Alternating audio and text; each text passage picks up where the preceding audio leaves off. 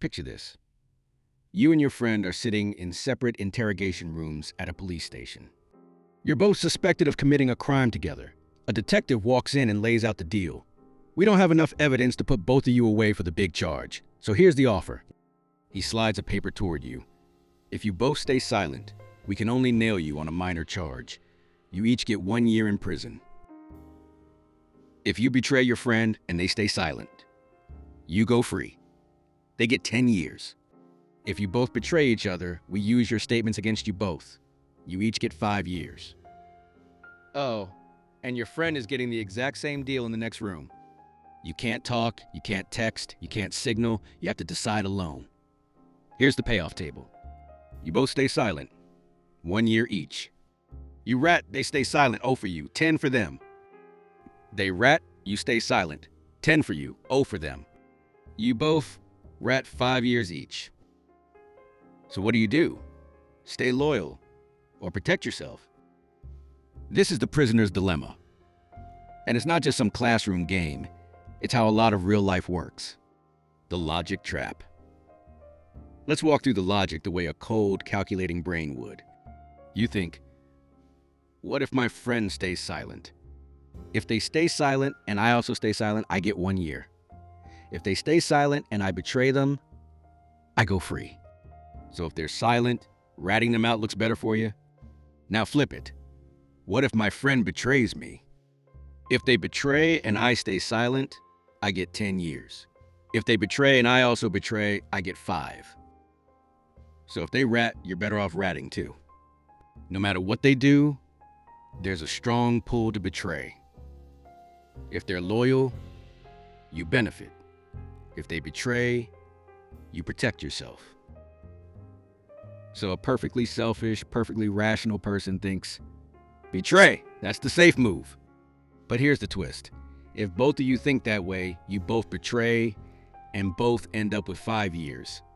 Yet if you had both trusted each other and stayed silent, you'd each only get 1 year. Individually smart moves, collectively dumb result. That's the heart of the prisoner's dilemma. The best group outcome comes from mutual cooperation. The temptation to defect, betray, is strong because you get a big personal win if the other person cooperates. So this isn't just about crime. It's about, do I cheat a little while everyone else plays fair? Do I spam while everyone else keeps the internet clean? Do I dump trash in the river while everyone else pays for proper waste control? Do I free ride and let others do the hard work? Short-term, defection looks smart. Long-term, it can wreck the whole system. Real-life prisoners' dilemmas. You face this structure constantly. On the road. If everyone follows the rules, traffic flows. If you cut corners, speed, block, cheat lanes, you might get ahead. But if everyone drives like you, roads become chaos.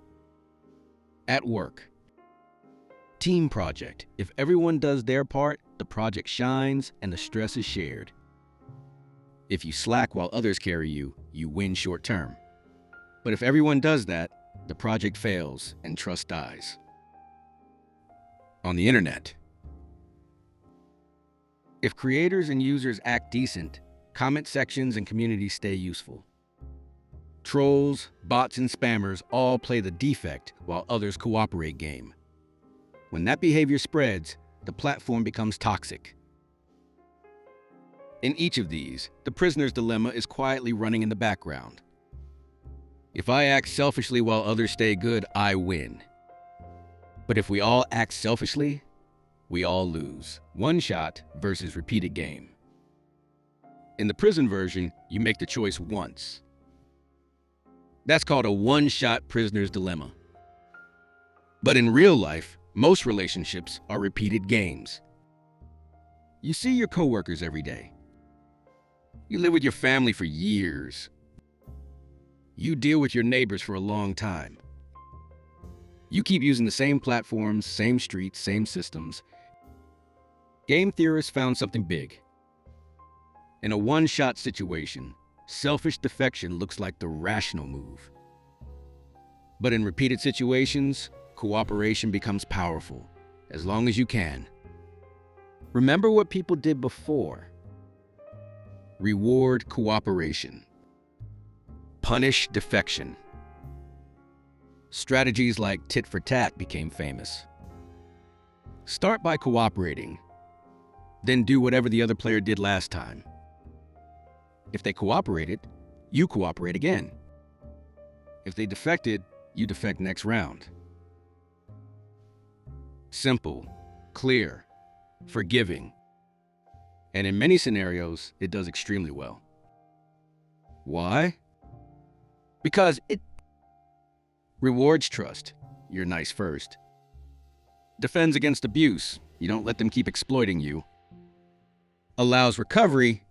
If they come back to cooperating, you do too. That's actually close to how real human relationships work at their best. Offer trust. Remember betrayal. Sometimes give second chances. But don't keep letting ourselves get played. The moral punch.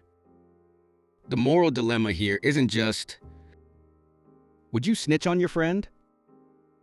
It's deeper. What kind of person do you want to be? In systems that quietly reward selfishness? Because the tough truth is, in the short term, cheaters often win.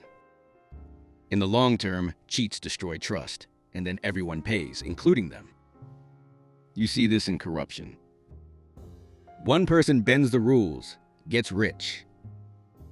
Others notice and do the same. Soon, nothing works without bribes, and the whole system is broken. You see it in climate issues. One country, one company, one person pollutes heavily while others restrain.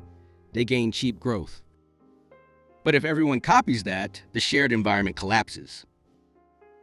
The prisoner's dilemma is like a warning label on human systems. If you don't build in reasons to cooperate, the logic of short-term self-interest will push you toward a worse world. So what do you do with that?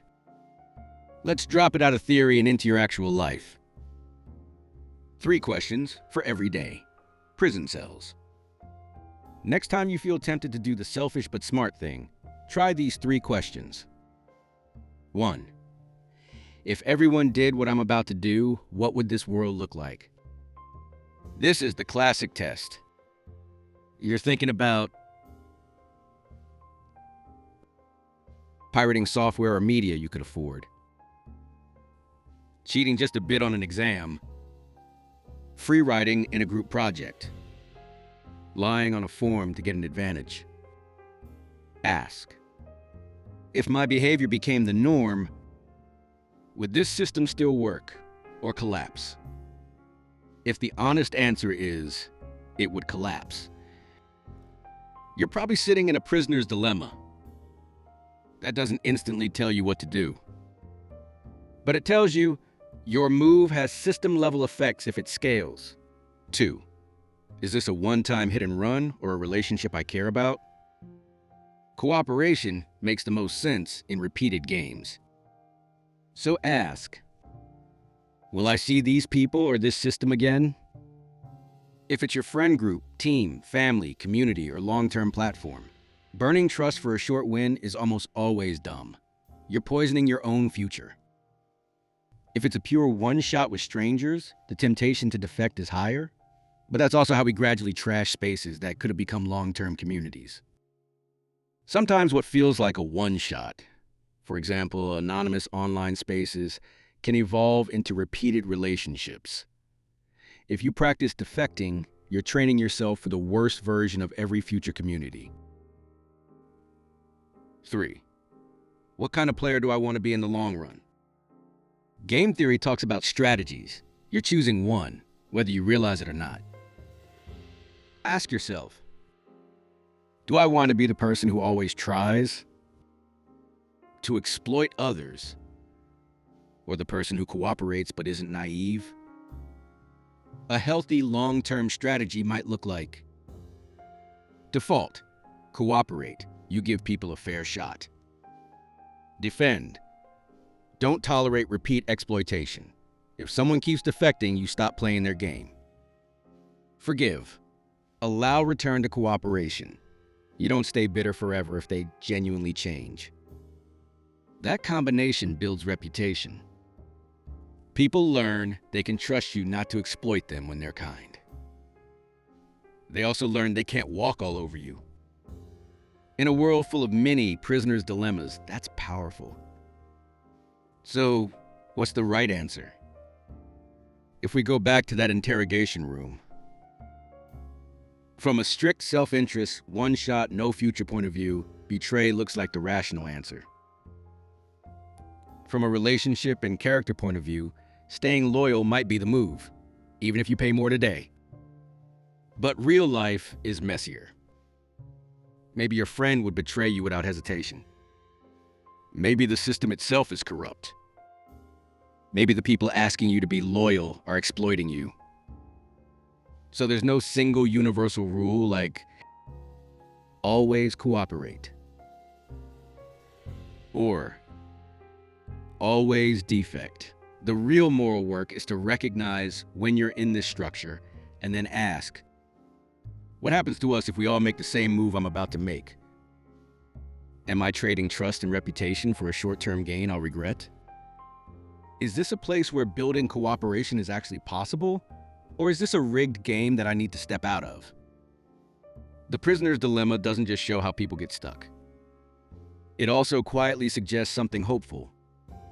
We're not trapped at the 5 years each outcome forever. When enough people commit to cooperation and build systems that reward it and punish exploitation, whole communities can shift from, how do I win while you lose? People's today. How do we both do better than we would alone? And every time you choose to be that kind of player, not naive, not a pushover, but someone who values trust over a cheap win, you're not just making a nice choice. You're helping break the logic of a game that, left on autopilot, pushes all of us into worse versions of ourselves.